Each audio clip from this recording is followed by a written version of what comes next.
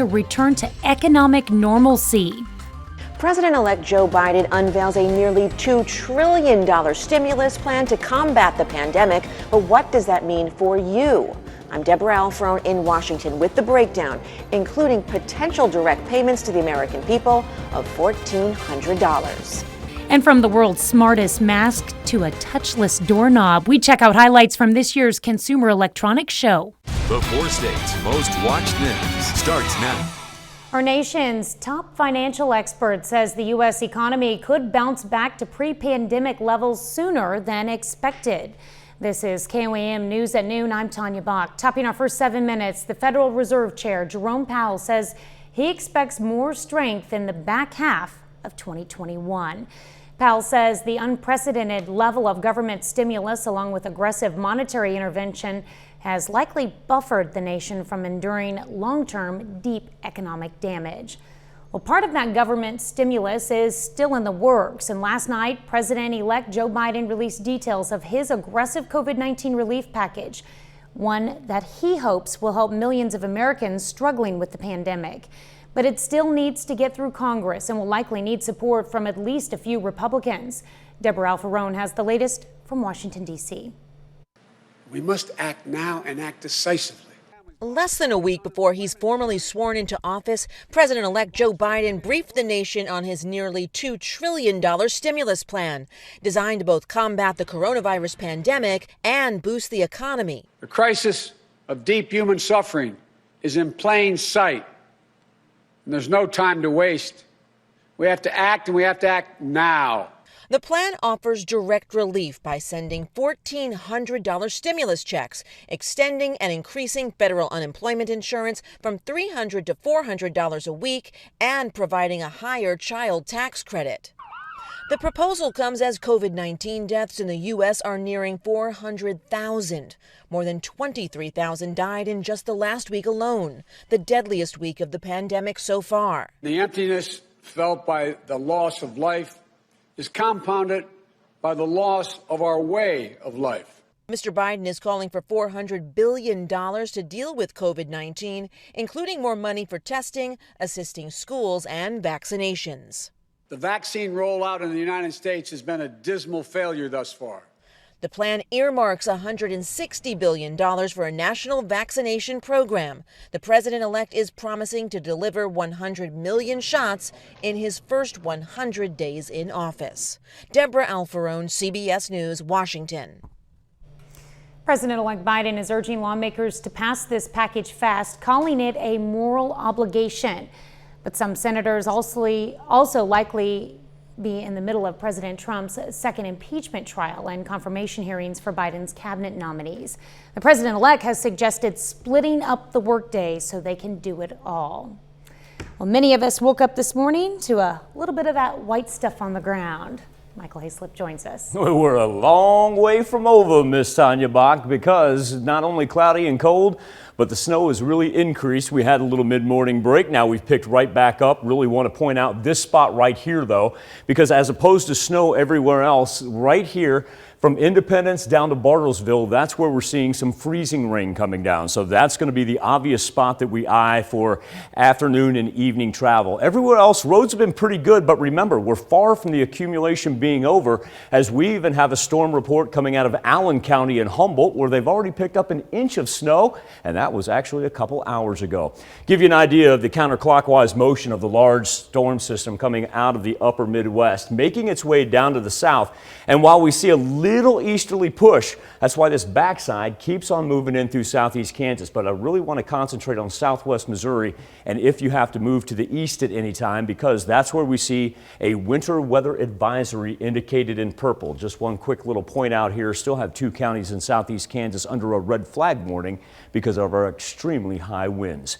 From the Freeman Health System sky camera, well, we still see some snow there on campus. 34 degrees is where we stand, and that wind putting a bite in the wind chill, coming in at 23 degrees as far as what it feels like. 39 in Welch, 34 in Monette, and 36 right now in Chanute, and temperatures really not going to budge. Here's the important part. It's what we have for this afternoon and this evening. As the counterclockwise motion and the easterly push really dominate the eastern portion of southwest Missouri right there until it finally makes its way off on the other side of the Mississippi. But that's not going to be until later tonight. So our accumulation numbers are easily going to be about 2 to 3 inches. I already have some places reporting that in elevated areas, and the snow's going to stick around because we've got cooler temperatures here on Saturday and Sunday. Coming up here in just a little bit, Tanya, not only a winter weather advisory, but also we need to talk about our winds and the bite that that's putting in when you walk outside when I see you in a bit. Oh, no kidding. I stepped outside this morning and about blew away. It's cold. All right, thanks, Michael. Washington prepares for a scaled-down inauguration next Wednesday with warnings of potential violence. Thousands of National Guard troops from around the country are headed to D.C. to help keep the peace. As a precaution, President-elect Joe Biden, known to travel on Amtrak between Delaware and Washington for decades as a senator, has scrapped plans to take the train to his inauguration. About 21,000 troops will be stationed in D.C. for Wednesday's event. The Secret Service is closing the National Mall for the inauguration, effectively shutting hundreds of thousands of people out of the event. Most major U.S. airlines are banning guns in luggage on flights bound for Washington. Delta announced yesterday that it will prohibit checking guns to D.C. area airports. United, Alaska, American, and Southwest followed suit. The bans start tomorrow and run past Inauguration Day through January 23rd. That's a look at today's top stories and weather in our first 7 minutes. Up next on KOAM News at noon, new tech for the new year. Samsung releases a new phone with high-tech cameras and a lower price. I'm Nancy Chen, and I'll also tell you about another new phone that can roll open. And later, we're making, what do you call them, bars? In the Mr. Food Test Kitchen. Over the past week, the annual Consumer Electronics Show, known as CES, offered a week-long showcase of the very latest in tech. Nancy Chen has some of the highlights from this year's show. CES was virtual this year because of the pandemic. Welcome to CES 2021. And many of the products revealed were designed to protect against COVID-19. Introducing Project Hazel, the world's smartest mask. Right now, Project Hazel is just a prototype. It's see-through with a voice amplifier, air ventilation, and even lighting. In the new normal. But another mask is on the market now. Introducing Mask Phone with built-in earbuds and microphone. The Mask Phone offers an N95 filter and sells for $50. Touchless products are also a trend, like this toilet from Kohler that flushes with the wave of a hand. Touchless was a big theme, and I think it will continue to be one, not just as we cope with the pandemic, but into the future. This touchless doorbell from Alarm.com activates when visitors step on the mat. Thanks, you can leave them right there. I'll be out in a minute. The pandemic hit the economy hard, and Samsung is now dropping the price of its latest smartphone $200 less than last year's version. The Ultra version of the new Galaxy S21 comes with advanced cameras, delivering a better zoom on images far away and clearer close-ups. Thanks for watching. But the new phone trend could be rollable. Take care. LG gave consumers just a glimpse of a new device with a screen that can expand or retract. It's not just science fiction, though. It's actually going to release this year. It's rollable screen technology. It's really amazing what companies are able to do with display technology. TCL believes the technology could lead to devices that roll open. Right now, it's just an idea that could unfold in the future. Nancy Chen, CBS News, New York. It'll be interesting to see what unfolds. Still to come on the KOAM News at noon, Mr. Food. Candy bar, chocolate bar, or even sweet treat. Well, whatever you call them, they're downright tasty and almost addictive. But first, Michael Hazel returns with your complete forecast.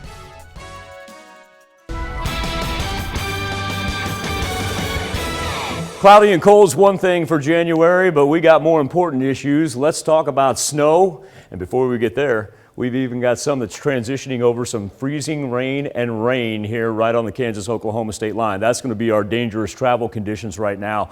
You know, our ground coming off of last week where we were able to make it up into the 50s, really not supporting a whole lot of slick spots out on our highways. Still want everybody to be wary of elevated bridges, anything like that. No, that's common sense. We talk about that all the time.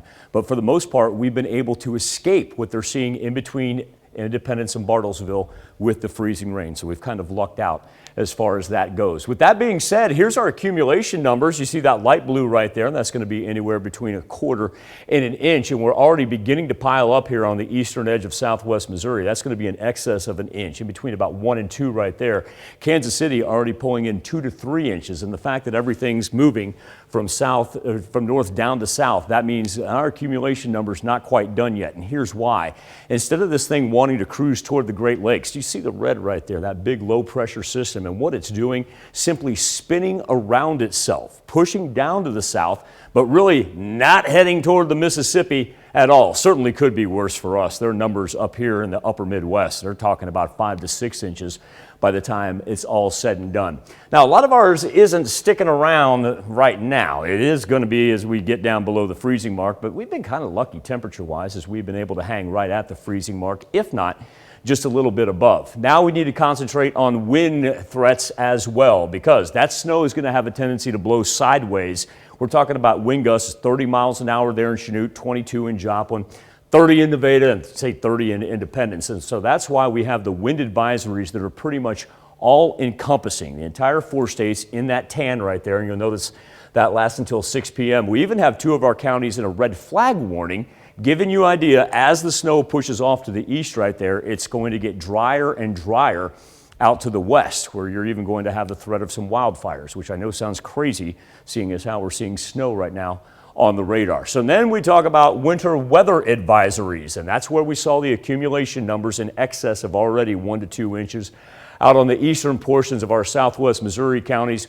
Really looking at about 3 to 4 inches here throughout central Missouri. So it just kind of gathers as it goes toward St. Louis and the Mississippi. But it's an impressive winter storm to say the least, as our watches, warnings, even advisories stretch from South Texas all the way up to Canada.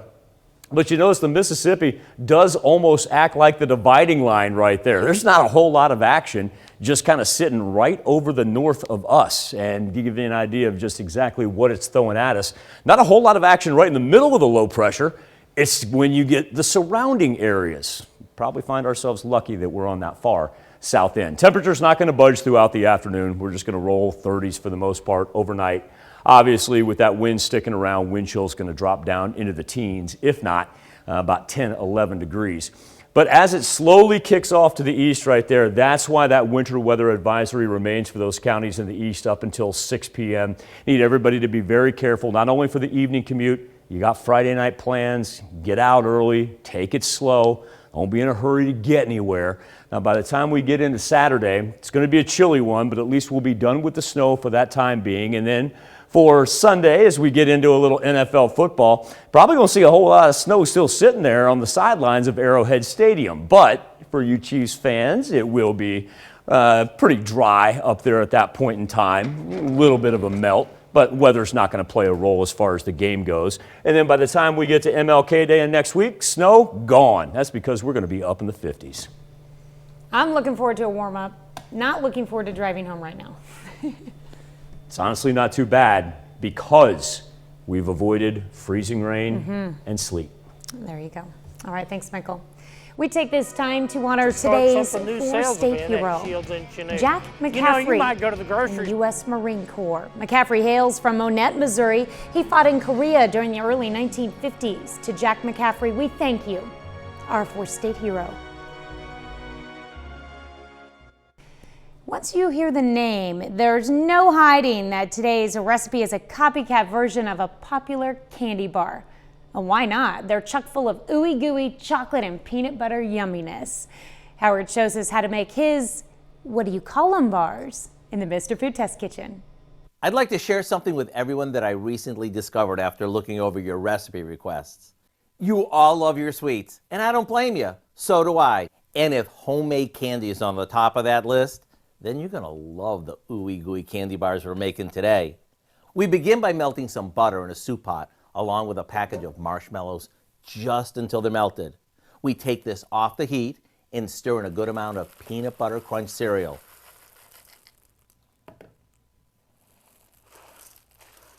After placing this in a baking dish, we melt some more butter in a saucepan and add equal amounts of sweetened condensed milk and corn syrup, some brown sugar, and a splash of vanilla.